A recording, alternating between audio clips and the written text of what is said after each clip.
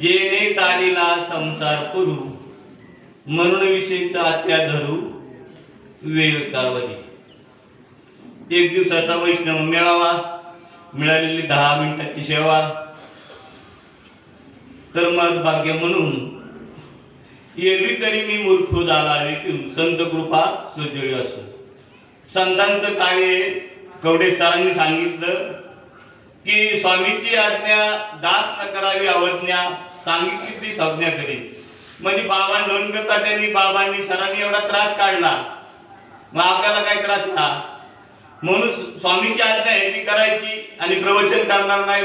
आपण काय प्रवचन करणार महाराज नाही किंवा काय नाही, फक्त स्वामीची आज्ञा सरांचं मी तो का म्हणे मग धाडलेले निरोपा मार्ग आहे सोपा सुखरूप.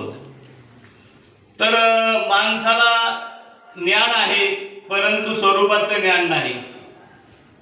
तया स्वांतकरंजिता सकळ काम शब्दता परमात्मा दुरी नाही. तर माणसाचं अंतकरण हे विषयाने भरलेलं आहे. मन बुद्धी चित्त अहंकार हे सगळं विषयाने भरलेलं आहे. सद्गुरूची कृपा झाली, सत्संग झाला, सत्शास्त्र सेवन झालं तर ह्या विकारांचा नाश पावतो. नवे नवे सद्गुरू हा विकारांचा नाश करतो, म्हणून आपल्याला काहीतरी बोलता येतं.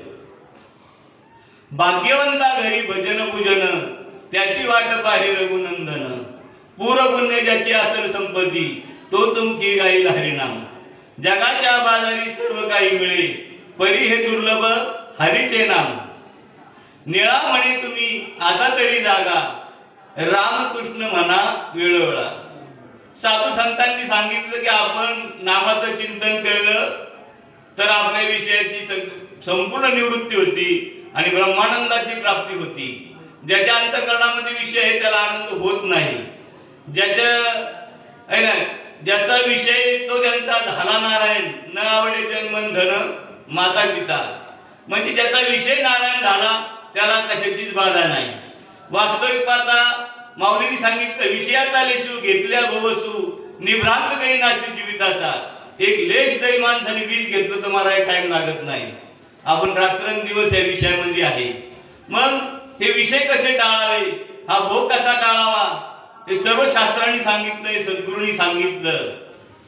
दासबोधामध्ये विषय आला परम मूर्खा माझी मूर्ख, जो संसारी मानी दुःख संसारी मानी सुख, या संसारा ऐशी जगी दुःख नाही.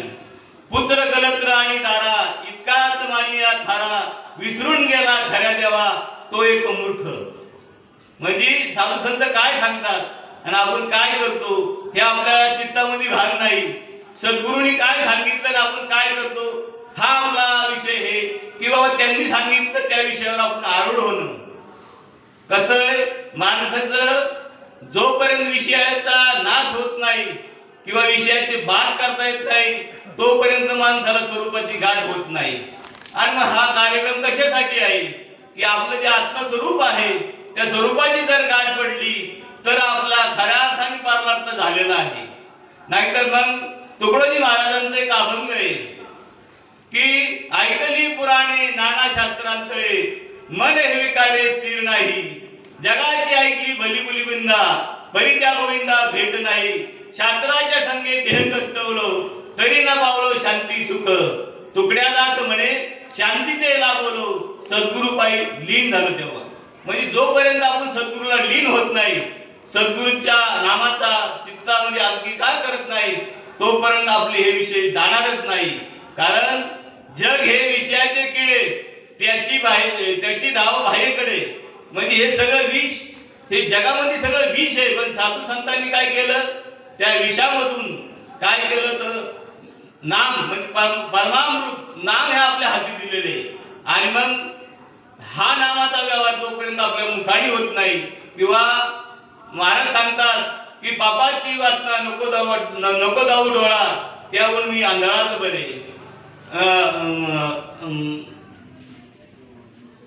म्हणजे विषयाची की काय सांगायचं तात्पर्य आहे की अपवित्र वाणी नको माझ्या मुखात त्याहून मुखा बरा मी.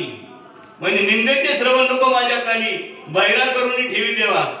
तो का म्हणे माझं अवघ्यांचा कांडा तू एक कृपा करी. म्हणजे विषय तो त्यांचा झाला नाही, बाकी काहीच नामतारी बाकी सब दुकानदारी, प्रवचन कीर्तन हा सगळा गुणाचा भाग आहे. कुणाला येईल कुणाला नाही येईल, परंतु आपण काय करायचं, जे सांगितलं तेच करायचं. कारण शास्त्राने बहु केले पाठांतर, वर्म राहिले दूर, लटकेच्या परी वाहून गेले दुरी. म्हणजे शास्त्राने भरपूर सांगितलं, पण आपल्याला काय समजलं, सद्गुरूंनी काय सांगितलं आणि आपलं अंतःकरण स्थिर झालं का?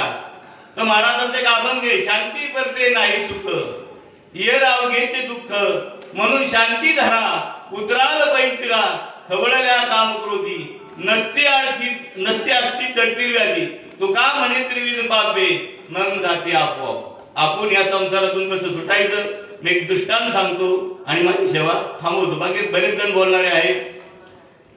एक महात्म्यासाठी एक महात्मा होता, त्या महात्म्याला एक भेटायला एक साधक चालला होता. तो जाता जाता एका घरामध्ये गेला. त्या घरामध्ये एक पोपट होता आणि त्या पोपटाने विचारलं त्या माणसाला, कुठं चाललंय? तो म्हणला, माझे काही प्रश्न आहे, मी सद्गुरूला महात्म्याला विचारायला चाललोय.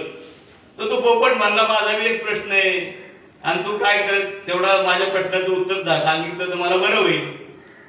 तर काय हरकत नाही.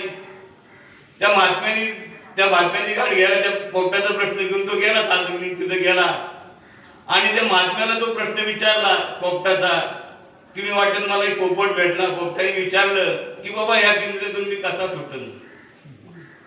तर महात्म्याला लगेच तिरमी आली, हातपाय असे थरथर झाले, तो लोळायला लागला. तर त्याला वाटलं महात्म्याला काहीतरी बरं नाही आणि हातपाय फोडायला लागला, घाम बी माला. तो आपला गप बसला आणि तो निघून गेला. मला पुढच्या वारी आपण जाऊ आणि आपला प्रश्न मिटवू. तर वाटत जाताना परत तो त्या घरी गेला, तो पोपट भेटला. तर ते पोपटाने विचारलं, अरे तू माझ्या प्रश्न उत्तर आणलं का नाही? अरे म्हणलं मी गेलो होतो, पण तिथं असं असं झालं, तुझ्या प्रश्नाचं उत्तर तर मला काही मिळालं नाही, माझं तर उत्तर नाही मिळालं. तर काय झालं म्हणला? तर म्हणला मी महात्म्याला प्रश्न विचारला आणि त्यांची अशी स्थिती झाली, ते असे हातपाय फोडायला लागले, त्यांच्या अंगातून घाम आला, तोंडातून फेस आला. अरे म्हणजे महात्म्याने उत्तर सांगितलं पण तुला कळालं नाही. म्हणजे मी थोडक्यात सांगतो, महात्म्यांनी उत्तर सांगितलं पण तुला कळालं नाही, ते पोपटाला कळालं पण याला कळालं नाही. म्हणला महात्म्यांनी काय सांगितलं, असं असं झालं. तर म्हणला की तू संसारामध्ये असा पडून राहा. म्हणजे तो पोपट काय झाला, मेल्यावर पडून राहिला आणि मग त्या मालकाला वाटलं मेला, त्याने तो पिंजऱ्याचं दार वाटतो सोडून गेला. तसं या संसारात आपण पडून राहील ते एक आहे. उगाच संतांची अपाई, संसारामध्ये खटपट करण्यापेक्षा साधू संत संग जावा, तिथं आपलं पडून राहावा. साधू संतांचं चिंतन आहे ते अखंड चिंतन मिठावाचे. सद्गुरूची संगत कुणाला दीर्घकाळ भेटती, कुणाला अल्पकाळ भेटती. आमचं मत भाग्य, मातेची लोक, चंदननगराची लोक, की आम्हाला 20-22 झालं सरांसारखा महात्मा भेटला. त्यामुळं आम्हाला दीर्घकाळ संतांची संगत झाली, दीर्घकाळ संत संगत झाला, शास्त्र श्रवण झाला, विचार सांगत, अमृतानुभव, चांगदेव 65, ज्ञानेश्वरी, खूप काही सरांनी संतांनी सांगितलेलं आहे. आपल्या बुद्धीला जेवढं पचन, जेवढं सांगता येईल तेवढं आपण सांगावा. झालेली सेवा मी इथं थांबवतो. कुंडली